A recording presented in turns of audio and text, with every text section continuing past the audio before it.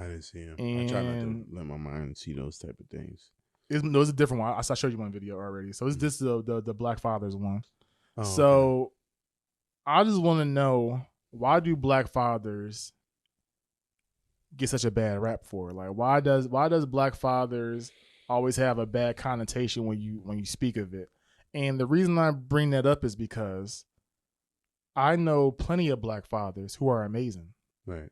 There for their kid, will die for their kid, all of that. Mm-hmm. But it's still this narrative where it's like, I guess Black men don't protect Black women in a way. Mm-hmm. And the videos I've seen, I'm gonna try to like post it. But one video I saw was, it was this older gentleman, Black male, probably like in his 60s.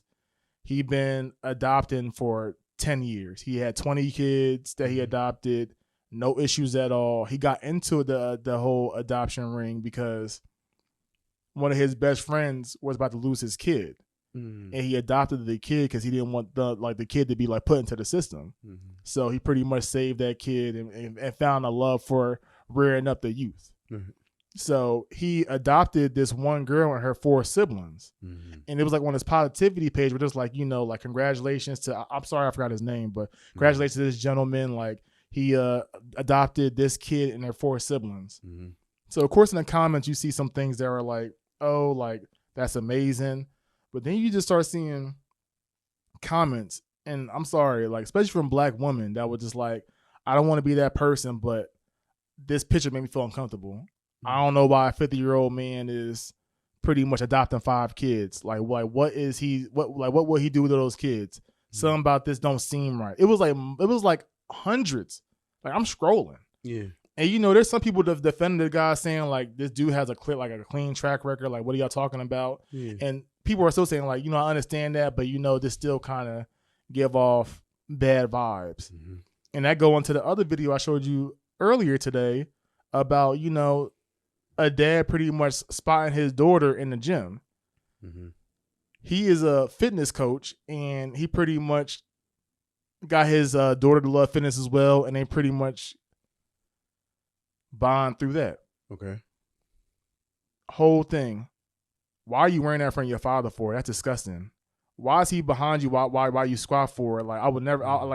I would never do that in front of my father. Like, this made me feel awkward. And the girl was just like, I don't know what's going on between you and like your family, but this is how me and my dad bonded. Like, I was maxing out, and he was there supporting me. This is a proper technique. He is a licensed coach. Right.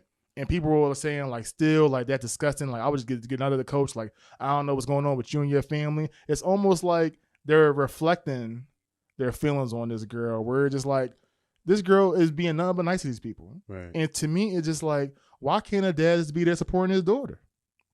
When did this narrative start being that Black men don't protect Black women? I think it's since for social media. That was my answer. I think it's there for social media, but I know plenty of Black men who will die and fight for their homegirls, brother, like sisters, mothers, all of that. Right. So if you could just get in a little bit more deeper detail with it, like, where do you think it stemmed from, and how can we get out of it? All right. Me personally, I feel like it may come from how they was raised. People don't understand, especially having children. Things you may say to them can stick to them, one, and be practices that they use or ideologies they believe are true as they get older. Like, when we are young at a certain age, we came from an era where, a lot of people, especially coming from like the urban neighborhoods and whatnot, where bad mouthing the father wasn't in the household or stuff like that. So you're mainly at home with the mother majority of the time. The father would come either get the kid on the weekend or something like that because of custody issues and whatnot. And a lot of those times, things are probably said. In my opinion, I'm not 100% right. I could be wrong. But I feel like, in my opinion, in some of those things, the father's bashed. And the kid sits there and hears it and not making an excuse or anything for the father or anything like that. but I feel like some in certain situations the father wasn't present. You know what I'm saying?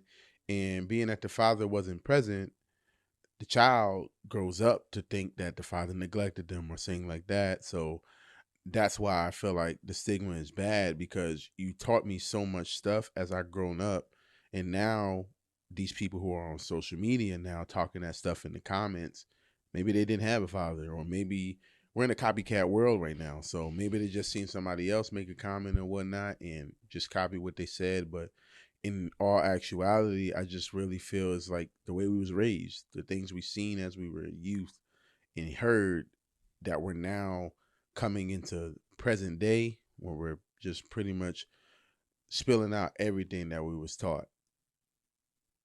And it's sad that you can't just go to the gym and, but even though I wouldn't be spotting my daughter like that, but you Yeah, know, he said it was kind of close, but yeah, he was kind of but close. you also said she was maxing like 315. It was 315. Like that's not like, I'm a personal trainer, so I can get it.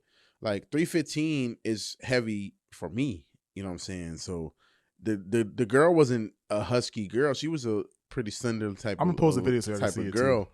So that's why not, like, I'd rather have my dad there, someone I know that's not gonna, have any, like, it's because the gym is a creepy place. I'm gonna be honest with you, and a lot of you women may know that. It's always like, if you want to get a man to spot you, it's a lot of the times it comes with something. You know what I'm saying? Oh, look, can I get your number now? Or they're trying to But they purposely be doing that? They probably, yeah, it does. Like, they're purposely trying to graze up on you. I see some weird things at the gyms. You know what I'm saying? So why not have your dad do it, who's a licensed coach, who just wants nothing but the best for you, or something like that. But I get it though, how it looks on the outside looking in. But when we remove the video, like, wouldn't you want it to be your father if it wasn't somebody else? Like, if it wasn't Exactly. your One man or girl was something like, like "I would that? take a stranger." So the girl was like, you would take a stranger who could do anything to you rather than somebody you trust and love." Exactly. And a black woman said that talking about that she was crazy for saying that. So That is what? Traven Mabel for the Real Ass Conversation Show.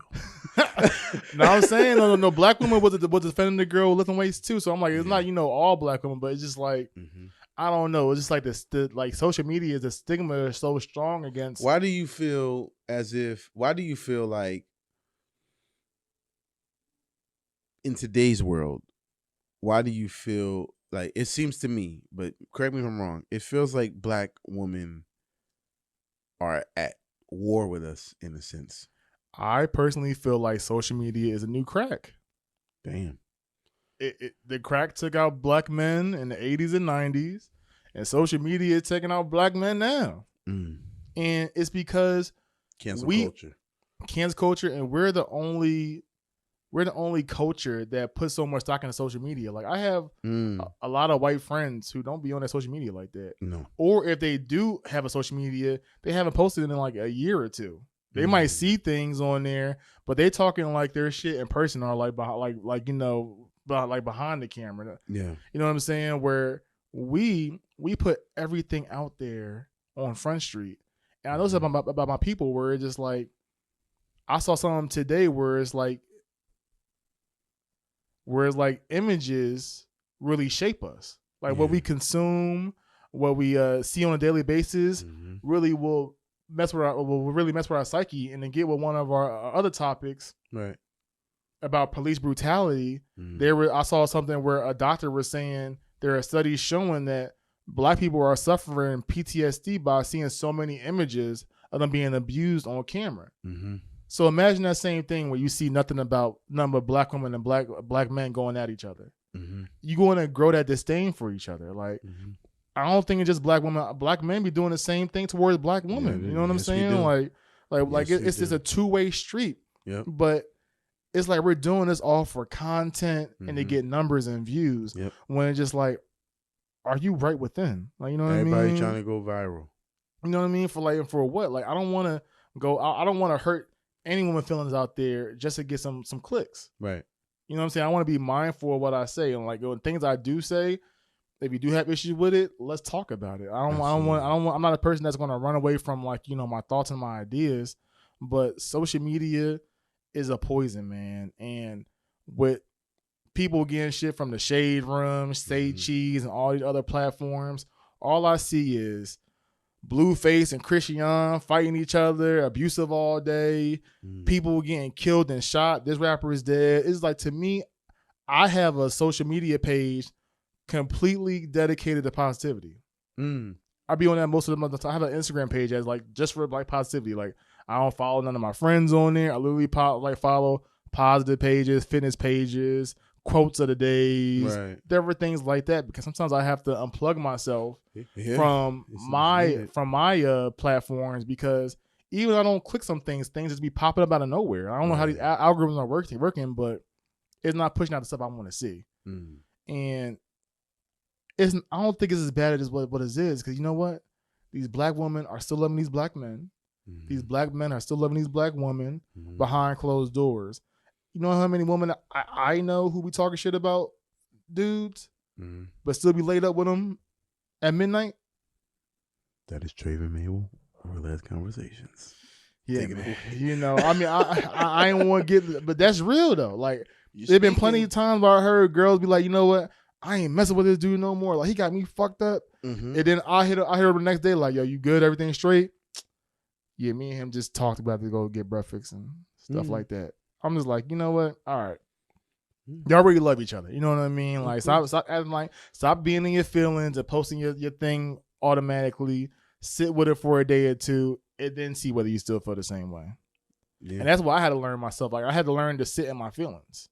Yeah, don't just run to social media because you ain't gonna do nothing but get in trouble, and have to reel back what you said.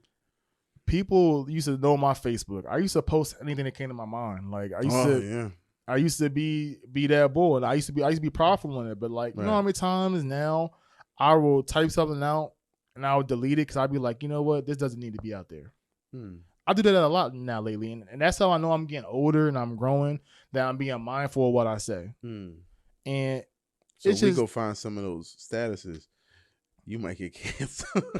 I wouldn't even say get canceled, but like there's certain ones where I'm just like, all right, I'm saying this. Right. I'm saying it just to say it. I don't really even like, I'm saying this in the moment kind of thing. You know what I'm saying? Like, I don't like speaking on things when I just say it in the moment. Like, I was talking to this kid last week where I was talking to him and I kept like stopping while I was speaking. He was just like, man, just keep it real. And I was like, it's not about keeping it real. I want to be mindful of the words I say because I don't want you to misconstrue anything I'm saying right now. So if I do take pauses, or even when I'm doing this podcast, I take pauses because I want to be mindful of what I say. There's been so many times before where I would just blurt out shit. Right.